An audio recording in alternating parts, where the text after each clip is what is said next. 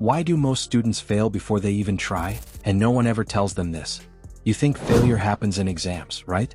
It doesn't. It starts the moment you look at something and think, this is too hard, and stop trying. Every day, students lose before the game even begins, and most don't even realize it. Welcome to ETP Next Generation, where we break down real student problems and give you the mindset to actually win. Zayden looks like he has everything under control. He walks through school like everyone else, clean outfit, fresh Jordans, laughing with friends, showing up to class. But what you don't see is what's happening inside his head. Every time a teacher starts explaining something even slightly difficult, Zayden doesn't lean in, he pulls back. A single thought hits him almost instantly, this is too hard for me. And just like that, he disconnects. That moment right there, that's where most students fail. Not in the exam, but in that quiet decision to stop trying before they've even started. Zayden didn't wake up one day and decide to think this way. It built slowly. A few confusing lessons, a couple of low scores, watching someone else understand quicker. And without realizing it, he started creating a story about himself. I'm just not that smart. And once that belief settles in, everything changes.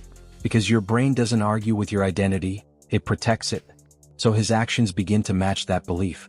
Think about it like stepping onto a basketball court. You've got everything you need. Your Jordans are clean, the court is open, and it's your moment. But in your head, you're already thinking, I'm going to mess this up. You hesitate. You don't take the shot properly. And when you miss, you tell yourself, see, I knew it.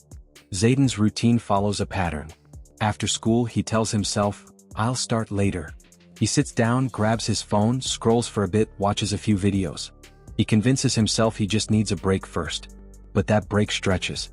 Later becomes tonight. Tonight becomes tomorrow. And suddenly everything starts piling up. This is where most students break. Not because they can't do it, but because they delayed starting until it felt impossible. In the same class, there's someone else. Let's call her Alina Brooks. She's not loud. She's not trying to impress anyone. But she has one advantage that quietly changes everything. She doesn't wait. When something is taught in class, she reviews it later that same day. Just enough to stay connected. While Zayden is deciding whether he feels like studying, Alina has already done it. When exams get close, Zayden feels pressure building. Everything looks unfamiliar. It feels like trying to climb a mountain overnight. His mind is racing, his confidence is low. He's trying to do weeks of work in a few hours. But Alina feels something different. She's seen the material before. She's worked through it. Zayden starts noticing this. He sees how calm students like Alina remain. They're not rushing, not cramming, not guessing under pressure. And that's when something clicks.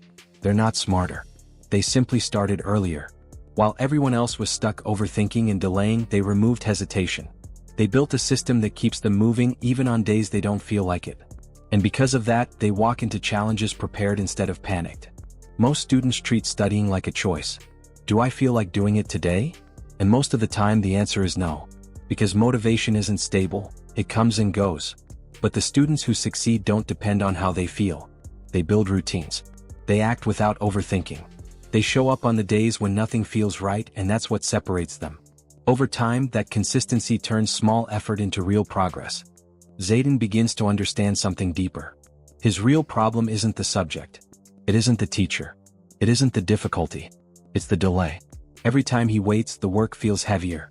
So instead of overcomplicating everything, he makes one small change. I'll do 10 minutes. It feels simple, almost too easy, but it removes the pressure of doing everything at once.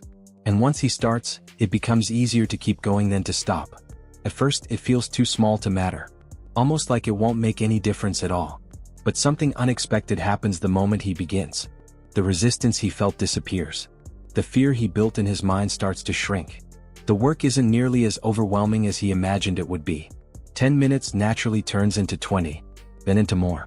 Not because he forced himself, but because taking that first step made everything else easier to continue.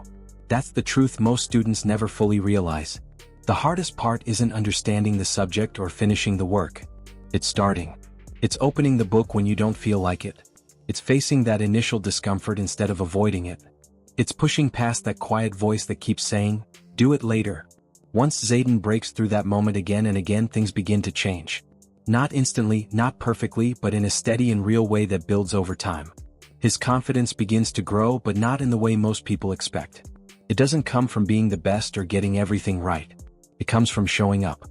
from proving to himself that he can take action even when it's uncomfortable, that he can move forward without needing everything to feel easy. And that's real confidence, not loud or attention-seeking, but built through repeated effort and quiet progress. Now let's be honest for a moment. Some of you watching this already know exactly what you should be doing. You know you should study. You know you should focus. You know you have more potential than you're showing. But you're stuck in that same cycle, waiting, delaying, overthinking everything. And the longer you stay in that loop, the harder it feels to break out of it, because what started as simple work now feels like pressure and expectation combined. But here's the truth most people overlook. You don't need to feel ready before you begin. You don't need confidence to take the first step. You don't need a perfect system or plan laid out in front of you. All you need is to start. Even if it's messy. Even if it's slow. Even if it feels like it's not enough right now, because starting creates clarity and clarity builds momentum. Because progress doesn't come from perfect moments. It comes from consistent action. Zayden didn't become perfect. He still had days where he struggled. Days where he didn't feel like studying. Days where things didn't make sense. But the difference was he stopped quitting before he started. He showed up.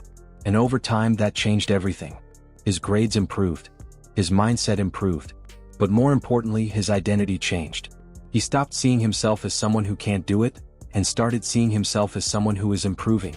And once that shift happens, everything opens up. Because success in school isn't about being the smartest person in the room. It's about being the one who starts. The one who shows up. The one who takes action when others hesitate. So if you feel stuck right now, ask yourself honestly, are you actually failing, or are you just not starting? Because those are two very different things. And one of them is completely in your control. You don't need more time, you don't need more talent, and you don't need to wait for motivation to suddenly show up. You just need to take that first step. Most students keep thinking they'll start when they feel ready, but that moment rarely comes. The truth is, progress doesn't begin with confidence, it begins with action even when you don't feel like it. Open the book, start the work, and give it just 10 minutes. That small step is enough to break the resistance that's been holding you back. Once you begin, things start to feel easier, clearer, and more manageable than you imagined. Momentum builds naturally, and what once felt overwhelming becomes something you can handle. Because the students who win aren't the ones who always feel ready or motivated. They're the ones who take action anyway. They show up on the days they don't feel like it, and that's what separates them from everyone else. So now it's on you. You can keep waiting for the perfect moment, or you can be the one who starts before you feel ready. Because the truth is, your future isn't decided in big moments, it's built in small decisions like this one. This is ETP Next Generation. If you want to be smarter every day, like and subscribe.